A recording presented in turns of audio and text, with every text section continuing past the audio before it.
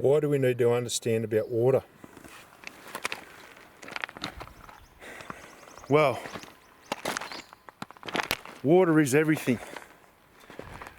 Everything when it comes to streams and everything when it comes to finding gold in streams. So we need to have a basic understanding of how water reacts with everything in a stream. What do we know about water? Don't say it's wet. I already knew that. We know that water has weight. It's got density. Everything has density. You know, rocks have density, gold has density.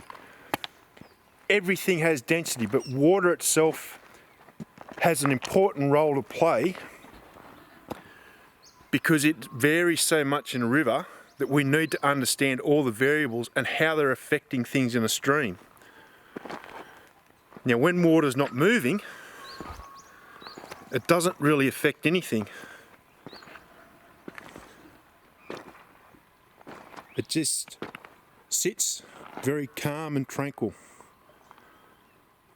There is no materials moving. There is just very, very minimal movement. But that's not what we're interested in knowing. We want to know the effects that water has when the river's in flood. So what do we need to know about water when the river's in flood?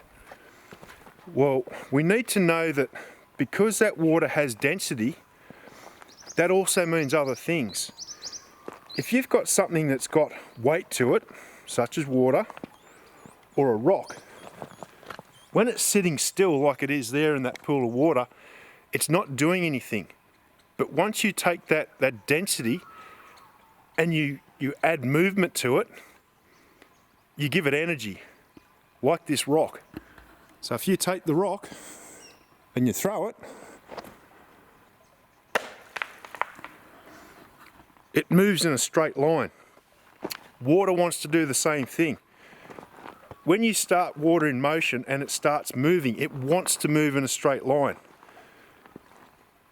All things, regardless of their density, once you start them in motion, they will want to move in a straight line. So what changes that? What makes the direction change? It's objects, obstacles, things like that. And that's when we start getting into understanding what we're seeing in a stream, and then we're trying to understand why it is that has affected it that way.